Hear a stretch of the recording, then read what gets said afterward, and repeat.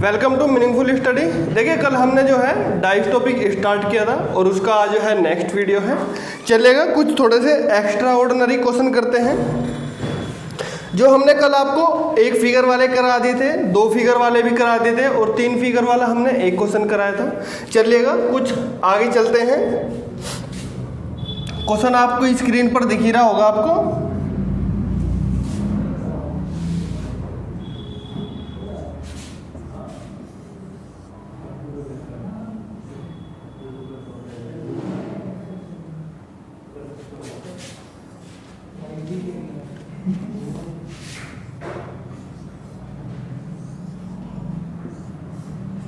देखिएगा अभी तक हमने क्या किया था, अभी तक हमने जो है उन्हीं डाइस को सोल्व किया था जिनमें आपको नंबर्स वगैरह या फिर जो डिजिट वगैरह होती है वो दी रहती है। लेकिन ज़रूरी नहीं होता कि यहाँ पर डाइस में आपको नंबर्स वगैरह ही दिए जाए, नंबर्स के अलावा कुछ और भी दिया जा सकता है। जैसे आपसे ABCD दे दे, वो A B and C, C D and E, उसके बाद EFB, EF and B। तो आपको इसने कहा है बताना है A के सामने कौन सा स्थान आएगा, A के सामने बताना है कौन सा डिजिट आएगा। देखिएगा हमने आपको कल बताया था अगर एक फिगर वाले क्वेश्चन है तो एक फिगर वाले क्वेश्चन को आप सबसे पहले आपको देखना है कि वो एक जनरल डाइस है या फिर एक स्टैंडर्ड डाइस है। अगर वो जनरल या स्टैंडर्ड डाइस होगा तो सोल्व हो जाएगा। और अगर दो फिगर वाले क्वेश्चन होते हैं तो दो फिगर वाले क्वेश्चन में आपको सबसे पहले चेक करना है कि वो उसमें कहीं एक टर्म कोई दोनों की दोनों फिगर में कॉमन तो नहीं है, या तो फिर उसमें एक कॉमन मिलेगा आपको या फिर दो डिजिट कॉमन मिल जाती है। अगर दो डिजिट कॉमन मिल जाती है दोनों को काट दीजिए और जो बचा रह जाता है डिजिट वो एक दूसरे के अपोजिट होंगे। उसके बाद जो तीन फिगर वाले आते हैं और उसके बाद फिर चार फिगर वाले भी आते हैं। फिगर चाहे कितनी भी दे रहे आपको उससे कोई मतलब नहीं है। आप कोई भी दो फिगर को उठाइएगा और दो फिगर को उठाने के बाद चेक कर लीजिएगा क्या दोनों फिगर में आपको कोई चीज़ कॉमन दिखाई दे रही है, नहीं दिखाई दे रही। चलिएगा इसमें और इसमें चेक करते हैं क्या कोई चीज़ कॉमन है। आप कहोगे सर A इसमें है, A इसमें नहीं है, B इसमें है, B इसमें भी नहीं है, C इसमें है, C इसमें भी है। यानी कि C से उठाइए आप, C से क्लॉकवाइज घूम जाइएगा। ये जरूरी नहीं है कि आपको क्लॉकवाइज ही घूमना है, आप एंटी क्लॉकवाइज भी घूम सकते हैं, लेकिन बशर्ते ये होना चाहिए कि आप दूसरी फिगर में भी एंटी क्लॉकवाइज ही घूम रहे हैं। ठीक है, देखिएगा C से घूम जाइए इसको, CBA। C से जब आप क्लॉकवाइज घूमेंगे तो CB and A। उसके बाद इसमें घूम जाइए CD and E। एक बात बताइए मेरे को, F इसमें दिखाई दे रहा है लेकिन इन दोनों में F नहीं है। तो आपको पता है ABCD अगर 6 तक का गिनते हैं तो ABCDEF, तो F आपको दिखाई नहीं दे रहा। जो चीज़ आपको फिगर में दिखाई ना दे तो वो चीज़ क्या होगी, वो इसके कॉमन आ जाएगी जो यहाँ पर दिखाई नहीं दे रहा, यानी कि F हो जाएगा C के कॉमन। उसने आपसे पूछा था कि बताइए A के सामने कौन सा आएगा। A के सामने पूछा था भाई, A के सामने आपका जाहिर सी बात है E आएगा, B के सामने D आएगा, C के सामने आएगा F, यानी कि ये एक दूसरे के अपोजिट हो रहे हैं। उसके बाद चलिएगा नेक्स्ट क्वेश्चन की ओर चलते हैं। देखिएगा जरूरी नहीं है कि वो आपसे ABCD ही दे, वो आपसे कुछ और भी दे सकता है। जैसे पूछ ले आपसे लाल, हरा, नीला, पीला, कुछ भी दे सकता है। क्वेश्चन आपको दिख रहा है स्क्रीन पर, देखिएगा पीला, सफ़ेद और लाल, पीला, सफ़ेद और लाल। पीले को बोलते हैं येलो, वाइट एंड रेड। उसके बाद येलो, ब्लैक एंड आपका वाइट। ठीक है, तो इसने पूछा है बताइएगा एक पासे की निम्नलिखित दो भिन्न आकृतियों में से पता लगाइए कि लाल के सामने कौन सा रंग है। भाई लाल के सामने पूछा है यानी कि रेड के सामने पूछा है, रेड है आपका ये वाला। एक बार कॉमन पता कर लो कॉमन कौन सा है। आप कहोगे सर इसमें येलो भी है और इसमें भी येलो है, इसमें वाइट है तो इसमें भी वाइट है, तो ये जो बचा रह गए वे एक दूसरे के क्या हो जाएंगे, अपोजिट हो जाएंगे। तो रेड के अपोजिट क्या होगा, रेड के सामने आएगा आपका ब्लू आएगा। ब्लू है, ये ब्लैक है, ये ब्लैक है, यानी कि आपका रेड के सामने आ जाएगा आपका काला। ठीक है, तो रेड के सामने आएगा काला। चलिएगा नेक्स्ट क्वेश्चन की ओर चलते हैं। देखिएगा अब की बार उसने सिंबल दे रखे हैं आपको, सिंबल भी दे सकता है वो आपको किसी भी चीज के। जैसे उसने दे दिया इक्वल का साइन दे दिया, उसके बाद ओ दे दिया, उसके बाद ट्रायंगल दे दिया यानी कि त्रिभुज, उसके बाद हैशटैग दे दिया, उसके बाद आपको दे दिया स्क्वायर, और उसके बाद दे दिया आपको इक्वल। तो इसने पूछा है बताइएगा कि त्रिभुज के विपरीत सतह पर कौन आया। त्रिभुज के विपरीत सतह पर कैसे बताएंगे आप। देखिएगा त्रिभुज ये है, इसके विपरीत बताना है। एक बार चेक कर लो दोनों में क्या चीज कॉमन है। आप कहोगे सर इक्वल कॉमन है, तो इक्वल से घूम जाइएगा क्लॉकवाइज, इक्वल से घूम जाइएगा क्लॉकवाइज। तो इक्वल, फिर उसके बाद आएगा आपका ट्रायंगल, उसके बाद आएगा आपका ओ, उसके बाद चलते हैं फिर इक्वल से। इक्वल से आएगा आपका क्या, स्क्वायर, स्क्वायर के बाद आएगा आपका हैशटैग। देखिएगा इक्वल के अपोजिट क्या आएगा। अगर आपसे वो इक्वल, ट्रायंगल के अपोजिट तो आप बता देंगे स्क्वायर, ट्रायंगल के अपोजिट आप बता देंगे स्क्वायर। ठीक है, अब ये बताओ मेरे को इक्वल के अपोजिट क्या आएगा। इक्वल के अपोजिट बताओ, कैसे बताओगे। देखिएगा ये क्वेश्चन आप कैसे सोल्व करेंगे। इस क्वेश्चन में अगर पूछा होता है इक्वल के अपोजिट, तो आप सबसे पहले ऑप्शन चेक करते। इक्वल के अपोजिट वो संख्या आएगी जो इनमें दिखाई ना दे, यानी कि त्रिभुज हमारा आ गया, ओ भी हमारा आ गया, हैशटैग भी आ गया, इक्वल स्क्वायर भी आ गया, यानी कि सारे के सारे डिजिट हमारे, सारे के सारे सिंबल्स आ चुके हैं। तो जो चीज़ हमें नहीं दिखाई दे रही इनमें वही होता है आंसर। अब देखो हमने, उसने दे रखा था A B C D E तक का दे रखे थे, एफ नहीं दे रखे थे, क्योंकि हमें पता है 6 अंक जरूरी होते हैं एक डाइस को कंप्लीट करने के लिए। और जैसे पासा होता है नंबर्स में 1 से लेके 6 तक का। ठीक है, तो ऐसे ही इसमें आप कैसे पता करोगे कि 1 से लेके 6 तक का वो चीज़ है। देखिएगा सिंबल्स में आप काउंट नहीं कर सकते। अगर काउंट नहीं कर सकते हैं तो जो ऑप्शन होगा, ऑप्शन में अगर आपको इनके अलावा कोई और दिया रहता, कोई अगर ऑप्शन दिया रहता जो इनमें ना होती, जो सिंबल्स इनमें ना होते, वही क्या हो जाता, आंसर हो जाता। लेकिन अगर आप ऑप्शन चेक करोगे तो ऑप्शन में आपको कुछ नहीं दिखाई देगा, सारे के सारे यही मिलेंगे। तो इनमें से हो नहीं सकता, तो उपरोक्त में से कोई नहीं, आंसर आपका हो जाता। लेकिन अभी उसने पूछा है आपसे त्रिभुज के अपोजिट, तो त्रिभुज के अपोजिट हो जाएगा आपका स्क्वायर। चलिएगा एक थोड़ा सा 4 फिगर वाला क्वेश्चन ले लेते हैं, अच्छा है काफी।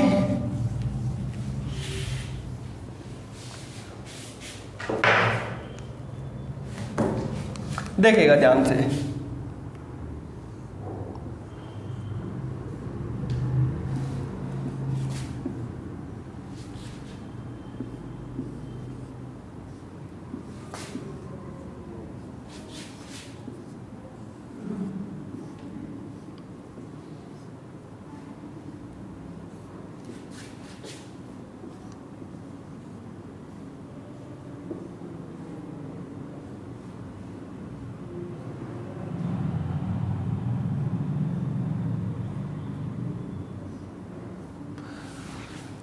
देखिए 3 2 6 3 2 6 3 2 6, उसके बाद आता है आपका 2 5 और 4, उसके बाद है आपका 3 6 1 3 6 1, उसके बाद है आपका 5 3 1 5 3 1। आपको इसने पूछा है 3 के विपरीत बताओ कौन सी संख्या आएगी। 3 के विपरीत पूछा है, 3 के विपरीत कैसे बताओगे। देखो हमने आपको बताया था कोई भी 2 फिगर ले लीजिएगा, या तो ए और बी ले लीजिए, या बी और सी ले लीजिए, या फिर सी और डी ले लीजिए, या फिर बी और डी ले लीजिए, या फिर ए और सी ले लीजिए। वो आपके ऊपर डिपेंड है कौन सी आपको लेनी है 2 फिगर। आंसर सबसे सेम आएगा। देखिएगा इन दोनों में चेक कर लो एक बार क्या चीज़ कॉमन है। आप कहोगे सर इसमें आपका 2 कॉमन है, इसमें भी आपका 2 कॉमन है, तो 2 से लेके क्लॉकवाइज घूम जाइएगा। 2 6 3 2 6 3, इस वाली फिगर में 2 5 और 4 2 5 और 4। देखो इसमें क्या चीज़ आपको दिखाई नहीं दे रही। आप कहोगे सर 1 नहीं दिखाई दे रहा, तो 2 के अपोजिट हो जाएगा 1। ठीक है, अब ध्यान दो, ये तो रिजल्ट बना हमारा पहले से। 3 के अपोजिट पूछा था, 3 के अपोजिट हो जाएगा 4, 6 के अपोजिट 5 और 2 के अपोजिट हो जाएगा 1। आप कहोगे सर हमें आपकी बात पे यकीन नहीं है, हमें चेक करके बताओ एक बार, क्या इससे और इससे भी यही आंसर आएगा? मैं कहूँगा बिल्कुल चेक कर लीजिएगा, कोई आपत्ति वाली बात नहीं है। चेक कर लो एक बार इन दोनों में क्या चीज़ कॉमन है। भाई इन दोनों में आप कहोगे सर कुछ भी चीज़ कॉमन नहीं है, यानी कि ये डाइस एक ही है, एक ही डाइस की 2 अलग अलग फिगर दे रखी है। क्या दे रखी है? एक ही डाइस के 2 अलग अलग फिगर दे रखी है, यानी कि इससे आप सोल्व नहीं कर सकते। तीसरी और चौथी फिगर से देख लो क्या चीज़ कॉमन दिखाई दे रही है। आप कहोगे सर 3 इसमें भी है, 3 इसमें भी है, तो 3 से 3 काट दो, 1 इसमें है, 1 इसमें भी है, काट दो। तो 6 का अपोजिट क्या हो जाएगा? 6 का अपोजिट हो जाएगा 5। और एक बार चेक करो 6 का अपोजिट हमने यहाँ पर क्या निकाला है। आप कहोगे सर 6 का अपोजिट 5 है। मैं कहूँगा यहाँ पर आप केवल एक ही संख्या निकाल पा रहे हो, लेकिन अगर आप पहली और दूसरी फिगर लेते हो तो वहाँ पर आपके सारे के सारे अपोजिट निकल जाते हैं। तो क्यों आप दिमाग खर्च कर रहे हो बाकी और फिगर से करने के लिए? आप कहोगे सर एक बार इस वाली फिगर और इस वाली फिगर से करके दिखा दो एक बार। मैं कहूँगा बिल्कुल करके दिखा देंगे भाई। इसमें और इसमें देख लो एक बार, कोई चीज कॉमन है क्या? आप कहोगे सर 3 इसमें भी है, 3 इसमें भी है, तो 3 से लेके क्लॉकवाइज घूम जाओ, 3 2 6, 3 2 और 6। उसके बाद आपका आता है 3 1 5, 3 1 5। 3 के अपोजिट क्या आएगा? जो चीज दिखाई नहीं दे रही, 3 के अपोजिट आ जाएगा आपका 4। क्या आएगा? 3 के अपोजिट आएगा आपका 4। बताना मेरे को एक बार 6 के अपोजिट यहाँ पर क्या निकाला था आपने? आप कहोगे सर 6 के अपोजिट 5 निकाला था। 2 के अपोजिट क्या निकाला था? 1 निकाला था, बिल्कुल सही बात है। उसके बाद 3 के अपोजिट क्या आया है आपका? 3 के अपोजिट आया है आपका 4। तो भाई क्यों आप टाइम वेस्ट कर रहे हो बार बार दूसरी फिगर को चेक करके? आपको जरूरत ही नहीं है, क्योंकि आपका काम जब 2 फिगर से बन रहा है तो आप क्यों तीसरी और चौथी फिगर को चेक कर रहे हो? ओनली क्या होगा? आपका टाइम वेस्ट होगा, उससे होना जाना कुछ नहीं है। केवल कोई भी 2 फिगर लीजिएगा, आपका आंसर आ जाएगा। चलिएगा नेक्स्ट क्वेश्चन की ओर चलते हैं।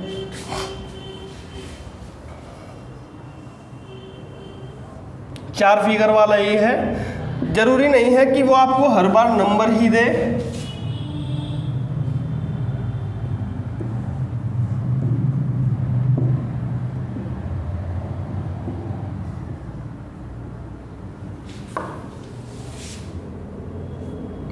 चलिएगा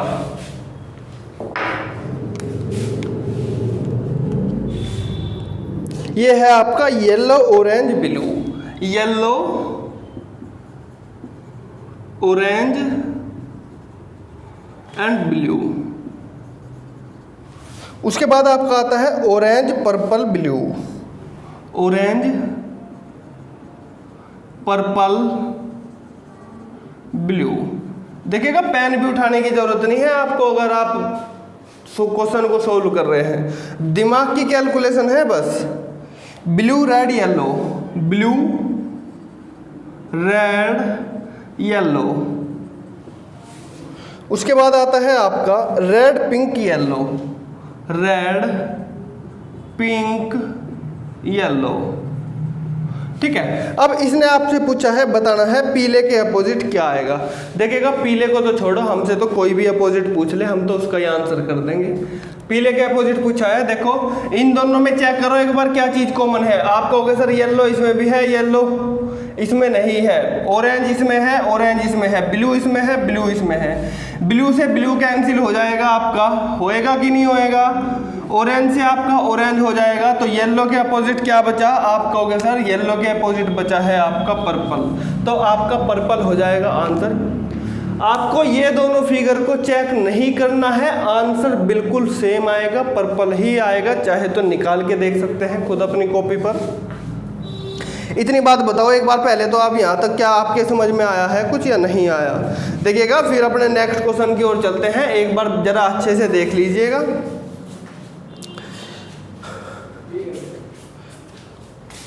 बताओ एक बार देख के।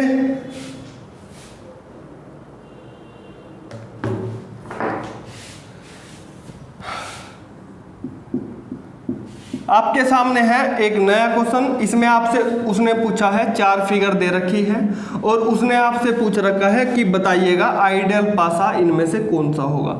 यानी कि आइडियल पासा यानी कि एक आइडियल यानी कि एक स्टैंडर्ड पासा पूछा है, उसने कौन सा होगा। 4 आकृतियां उसने आपको दी है, 5 2 3, 5 2 और 3। उसके बाद कहा है इसने 6 1 4, 6 1 4, 6 1 4। उसके बाद कहा है 4 5 और 3, 4 5 और 3। फिर इसने दे दिया है 4 6 2, 4 6 2। तो इनमें से आपको बताना है आइडियल डाइस क्या होगा, यानी कि स्टैंडर्ड पासा कौन सा होगा इनमें से, मानक पासा। कैसे पता करोगे? हमने आपको बताया था एक आइडियल डाइस, एक स्टैंडर्ड डाइस वो होता है जो अपोजिट उसका दिखाई ना दे उस फिगर के अंदर। चेक करो, 5 का अपोजिट क्या होता है? आप कहोगे सर 5 का अपोजिट होता है 2, तो वो आइडियल डाइस में आपको 2 यहाँ पर दिखाई नहीं देगा। ठीक है, 2 अगर आपको दिखाई दे रहा है तो इसका मतलब ये क्या है, जनरल डाइस है। उसके बाद 6 का अपोजिट होता है 1, वो आपको यहाँ पर दिखाई नहीं देना चाहिए। अगर दिखाई दे रहा है तो ये क्या है, एक जनरल डाइस है। तो ये भी क्या होगा, ये भी आपका क्या होगा, एक जनरल डाइस होगा। 4 का अपोजिट होता है 3, तो 4 का अपोजिट 3 आपको यहाँ पर दिखाई नहीं देना चाहिए, तो ये भी क्या होगा, एक जनरल डाइस होगा। चेक करो, 6 का अपोजिट होता है 1, क्या आपको दिखाई दे रहा है? आप कहोगे सर बिल्कुल नहीं दिखाई दे रहा। उसके बाद चेक करो 4 का अपोजिट होता है 3, वो भी आपको यहाँ पर दिखाई नहीं दे रहा। 2 का अपोजिट होता है 5 भी आपको दिखाई नहीं दे रहा। तो क्या हो जाएगा, ये एक स्टैंडर्डाइज हो जाएगा, यानी कि ये क्या हो जाएगा, एक सामान्य, ये हो जाएगा आपका एक मानक पासा यानी कि स्टैंडर्डाइज। चलिएगा नेक्स्ट क्वेश्चन की ओर चलते हैं। यदि पासे के विपरीत फलकों के बिंदु का योग 7 हो तो पासा कौन सा पासा सही होगा? इसने कहा है यदि पासे के जो विपरीत फलक होते हैं उनके बिंदुओं का योग 7 हो,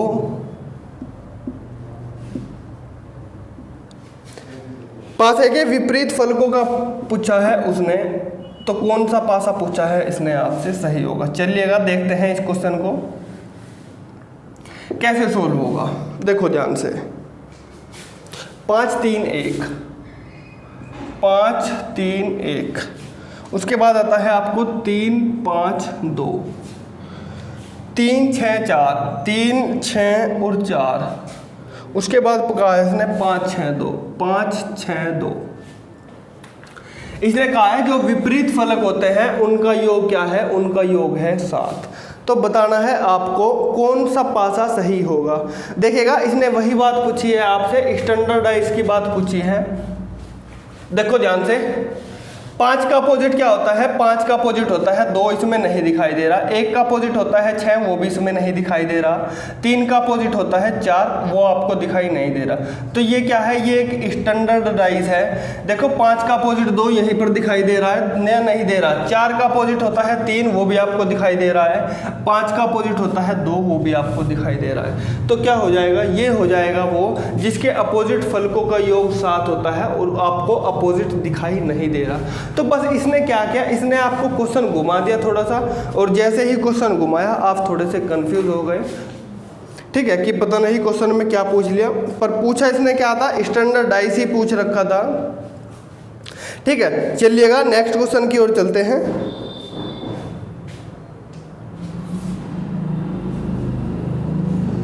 देखिएगा ध्यान से, इसने कहा है 1 से 6 संख्याओं के घनों पर मुख पर अंकित घनों की 3 विभिन्न स्थितियों का अध्ययन करें एवं प्रश्न का उत्तर दे। इसने कहा है चित्र सी के तलमुख पर कौन सी संख्या आएगी। चित्र सी के तलमुख पर, भाई तलमुख क्या होता है, तलमुख बोलते हैं तली। तली यानी कि जो आपका बॉटम वाला पोर्शन होता है, क्या होता है आपका जो बॉटम वाला पोर्शन है। भाई बॉटम पर आप कैसे पता करोगे, जब आपको टॉप वाला पोर्शन पता हो। अगर आपको पता चल जाए कि टॉप वाली पोजीशन पर कौन सी संख्या है, भाई अगर टॉप पर कोई संख्या है 6, तो उसके अपोजिट तल यानी कि जो आपका धरातल होता है, यानी कि जो आपका सरफेस होता है बॉटम का। ठीक है, तो इसने कहा है उस पर बताइएगा कौन सी संख्या आएगी। देखिएगा 3 6 2, 3 6 2। फिर आपको दिया है इसने 3 5 6, 3 5 6, उसके बाद है 4 5 3, 4 5 और 3। इसमें बताना है आपको सी के तलमुख पर, सी वाली जो फिगर है वो है ये है ए, ये है बी, ये है सी। तो इसने पूछा है जो सी वाली आकृति है इसके तलमुख पर क्या होगा, भाई वही होगा। इसके देखो टॉप पर है इसके 4, इसको बोलते हैं छत, छत बोलते हैं ये वाली जो यहाँ पर है 3, यहाँ पर है 3 छत पर, और यहाँ पर जो टॉप वाला जो सी वाली फिगर है इसका टॉप है ये, यानी कि इस पर लिखा हुआ है 4। तो इसने ऑटोमेटिकली आपसे पूछा है कि 4 के अपोजिट कौन सी संख्या आएगी। देखिएगा कैसे पता करोगे, कोई भी 2 फिगर उठा लीजिएगा, 2 फिगर उठा लीजिएगा, तो 2 फिगर उठा लेके कैसे पता करोगे। देखो इसमें क्या चीज़ कॉमन है, आप कहोगे सर इसमें 3 कॉमन है, इसमें भी 3 कॉमन है, इसमें 6 कॉमन नहीं है, इसमें भी 6 नहीं है, 5 कॉमन है, 5 कॉमन है, यानी कि 5 से 5 हटाओ, 3 से हटाओ 3, तो 4 के अपोजिट क्या आ गया आपका, 4 के अपोजिट आ गया 6। देखो अगर 4 ऊपर है, 4 छत पर है, तो नीचे क्या आएगा, नीचे भाई जाहिर सी बात है आपका 6 आना ही आना है। इतनी बात बताओ कि आपके समझ आई है नहीं आई है, ठीक है। लेकिन अगर मान लीजिए ये 3 फिगर यहाँ पर ना दी रहती, केवल एक ही फिगर दी रहती, तो आप कैसे चेक करते, 4 5 और 3, यहाँ पर लिखा था 4 5 3, 4 5 3। तो आप सबसे पहले अगर खाली एक फिगर का वो बोलता है, तो अगर एक फिगर होती है यहाँ पर तो क्या करते हैं, सबसे पहले एक फिगर के क्वेश्चन को सोल्व करने के लिए सबसे पहले हम स्टैंडर्ड या जनरलाइज चेक करते हैं। देखिएगा 4 का अपोजिट आपको दिखाई दे रहा है यहाँ पर कितना, 3, 4 का अपोजिट होता है यहाँ पर 3, ठीक है। तो अगर ये क्या हो जाएगा, ये हो जाएगा एक जनरलाइज, क्योंकि जो स्टैंडर्डाइज होता है 4 का अपोजिट कभी भी आपको यहाँ पर दिखाई नहीं देता, लेकिन ये है एक जनरलाइज। तो 4 के अपोजिट वो संख्या आ सकती थी यहाँ पर 4 5 और 3, ये जो संख्या दिखाई दे रही है इनके अपोजिट हमेशा जनरलाइज में वो संख्या आएगी जो दिखाई नहीं दे रही, 2 नहीं दिखाई दे रहा, 6 नहीं दिखाई दे रहा और 1 आपको दिखाई नहीं दे रहा। तो ये क्या हो जाएगा, एक जनरलाइज है और उसका क्या हो जाएगा, आंसर हो जाएगा, ठीक है। चलिएगा नेक्स्ट क्वेश्चन की ओर चलते हैं। देखो ध्यान से,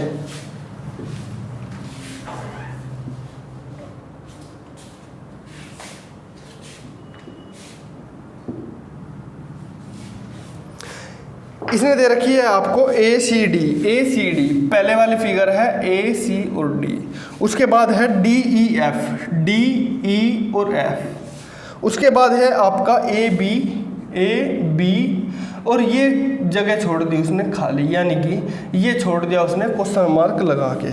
तो इसने पूछा है आपसे इस खाली जगह पर कौन सी संख्या आएगी, खाली जगह पर बताना है आपको कौन सी संख्या आएगी। बताओ कैसे करोगे, खाली जगह पर बताना है आपको, ये जो खाली जगह है इस पर कौन सी संख्या आएगी। ये आपका क्वेश्चन है, बिल्कुल अलग टाइप का है, आपने शायद पहले पढ़ा भी होगा, आप बखूबी कर सकते हैं अगर आपने कभी पहले पढ़ा है। बिल्कुल सिंपल है, कैसे करोगे, देखो सबसे पहले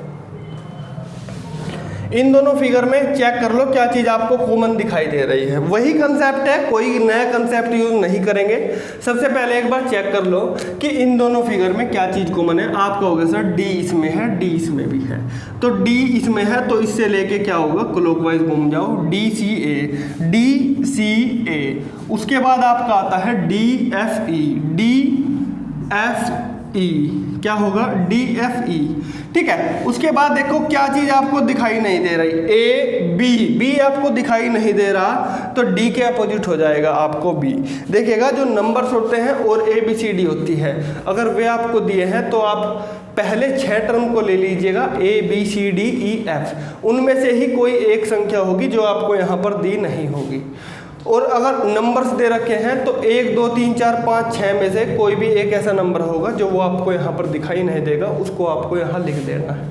अगर उसका यूज़ हो रखा है तो वो लिखना नहीं है, जो यूज़ नहीं हुआ है, जो कभी जिक्र नहीं है क्वेश्चन में, उसको आप लिख देंगे यहाँ पर, देखेगा। लेकिन जो सिंबल्स वगैरह होते हैं उनमें आप ऐसे एक्स्ट्रा नहीं लिख सकते, उसमें आप ऑप्शन के हिसाब से आप अपना आंसर टिक करेंगे। देखेगा आपको पता चल गया है B के अपोजिट है D, C के अपोजिट है F और A के अपोजिट है आपका E। क्या है? E के अपोजिट है आपका A।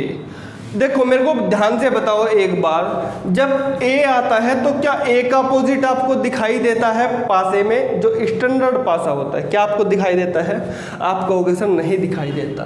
ध्यान दो, A है, A तो यहाँ पर आ गया, तो क्या कभी E आ सकता है? क्या कभी E आएगा? आप कहोगे सर जब A आ गया है तो E यहाँ पर कभी नहीं आएगा, क्योंकि A का अपोजिट आपको क्वेश्चन में दिखाई नहीं देगा, यानी कि यहाँ पर हम E को बिल्कुल नहीं लिख सकते, कतई नहीं लिख सकते ई का। उसके बाद बी है, बी तो यहाँ पर आ गया, तो बी का जो अपोजिट होगा डी, तो बी का अपोजिट डी, डी भी हम यहाँ पर नहीं लिख सकते, डी को भी हम यहाँ पर फिक्स नहीं कर सकते। तो आपका जो आंसर होगा वो या तो सी होगा या फिर एफ होगा।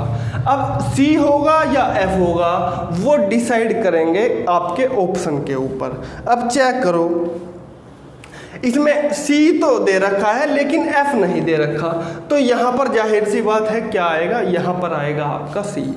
बताओ मेरे को एक बार देखकर क्या आपके क्वेश्चन समझ आया है या नहीं आया? एक बार चेक करके बताओ। काफ़ी अच्छा क्वेश्चन था, काफ़ी लेवल पे। अगर हार्ड बनाना है एग्जामिनर को पेपर तो वो इस तरीके के क्वेश्चन आपको डाल देता है, और इसमें थोड़ा सा हम फंस जाते हैं, लेकिन आपको अब फंसना नहीं है। चेक करिएगा एक बार, सबसे पहले वही रूल फॉलो करना है, 1 कॉमन ट्रिक वाला। अगर 2-3 फिगर दे रखी है, 1 कॉमन ट्रिक काम नहीं कर रही है तो 2 कॉमन ट्रिक पर जाइएगा। ऐसे ही बस 2 फॉर्मूले हैं, और एक स्टैंडर्ड और आपका एक जनरलाइज का। चलिएगा यहीं पर आज जो है वीडियो को समाप्त करते हैं। मिलते हैं आपसे अगली वीडियो में। Thank you for watching this video.